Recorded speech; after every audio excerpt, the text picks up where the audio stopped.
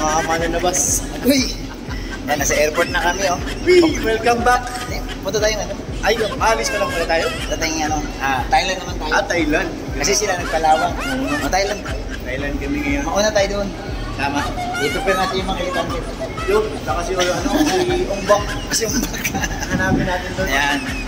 Pero bro, tanong ko ano nangyari dun sa ano? Biyahe kagabi? Ba't parang pinawisan ka? Akala ko ba aircon yung dinakyan natin? Wala. Fake yung aircon. Ano nangyari dun? Yung aircon fake. Para tayong ano alam mo, may baon kaming jacket kasi nga aircon maginaw. Hindi namin nagamit. Mainit eh. Wala ka nga jacket, tagat-tagat yung pawis. Grabe, yung bus kasi na sinakyan namin, ayos naman may CR at saka ang ganda ng upuan, komportable. Kaso lang nung pagsakay namin ni Pure, napansin namin, ba't parang kaming nasa pugon. Parang ginagawa kang pinapa. Tapos tawa ko, yung katabi natin sa unahan, gumagamit ng pamaypay. Parang paypay yun. Pero kinakausap mo yung konduktor, ano sabi sa'yo? Wala na daw talaga, sagad na yun eh. Sagad na pala. Yun na pala yun, sagad na. Parang kami nasa pugon. Talaga sir, sagad na yung aircon. Oo, sa tingin ko parang, kasi bro, inasaan ko, hindi nakailang biyahe kami ni Pure Health pauwi, ang lamig Lakas ng aircon. Pero itong sinakyan namin, grabe paghahanda namin, naka-jacket kami, may mga baon kami naka-medyas. Si Mrs. Kat, pinahabol pa sa akin yung jacket, nasa labas na ako ng gate. Alam yung jacket, malamig. Malamig. Ano ba, mali kami.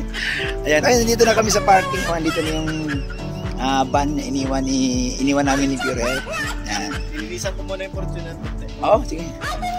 Pagpagan ko na yung ano. So, nag-aabang na kami sa Jumcar at saka sa EDSE. Mauna kami. Kasi may napansin kami ni Pure Health ngayon, parang walang kasama ang Jumcar. So, siguro bro, sa sunod bro, samahan na natin. Baka naman, isama nyo na kami. Bro, yung mga supporter ng Jumcar, baka malamang isasama tayo. Pero hindi ako sigurado. Sana nga isama tayo. Oo. Kasi may parkingan na ako, hindi na ako problema sa sakyan. So, pwede nating sumabay. Tapos pag uwi, kukunin na natin yung sasakyan dito. Yan. Oy, shoutout po kay Mama Kati Toralba.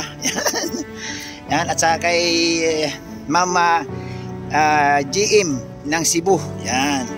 Na nasa Dubai. Alam nyo na. Ito na yun? Oo, sa Milky Way. Yan, sa Milky Way. Yan. So, dito na kami. Yan. So, eto pa safe naman. 6316. Yan. So, ito na po. Sususiyan na natin. Ayun, atin nga.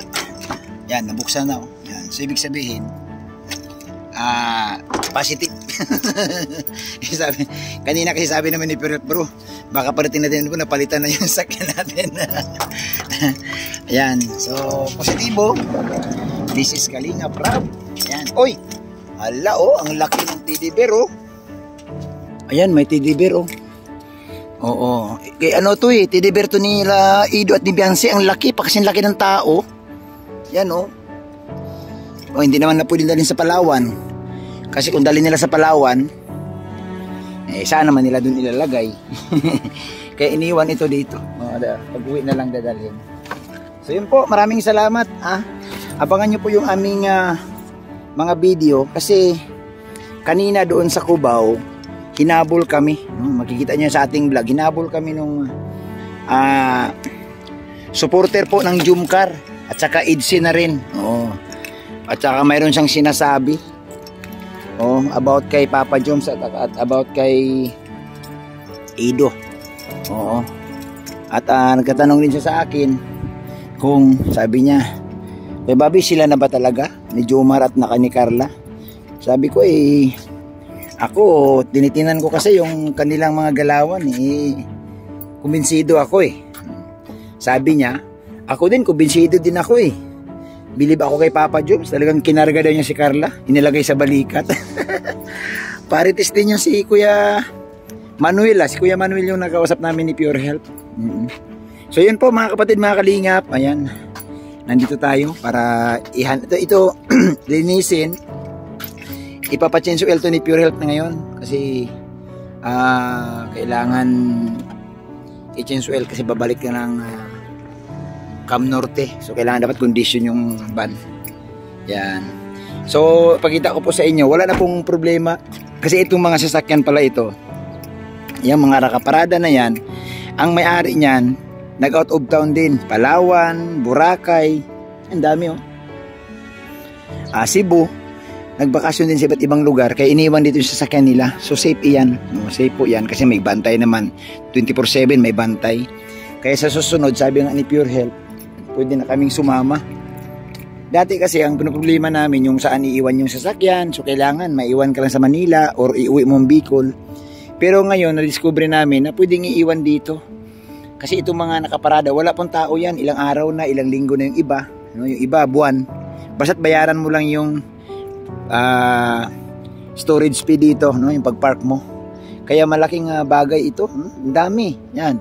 So andoon si Pure Health sa dulo at yung kay Bro Olives yan. So ang mga may-ari nitong sasakyan na ito nag out of town din, kaya next time pwede na rin talaga iwan dito, lilipad ka papuntang ibang bansa o papuntang ibang lugar, bakasyon ka, pwede nang iiwan dito at pagbalik mo dito ka rin. So andito na yung sasakyan mo, maghihintay sa'yo hanggat sa pagbabalik mo. Yun.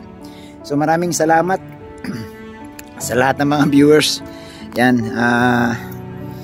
safe naman kami nakarating ni Pure Health. Ang biyahe namin, nagka-problema lang sa aircon eh. Hindi kagandahan yung aming naramdaman kasi grabe. Alam mo yung feeling na inaasa mong malamig tapos pagsakay mo sa bus, parang tika lang, ba't parang mainit? Ayan, so salamat po sa inyong lahat. Thank you so much po. Ayan, bukas darating na po ang Jumcar at ang IDSI, sila Kalinga Prab. So naka-prepare na po tayo, ihanda natin yung sasakyan na maging maayos. Maraming salamat po sa lahat. Magpapaalam na po tayo. God bless at isang mapagpalang araw po sa lahat.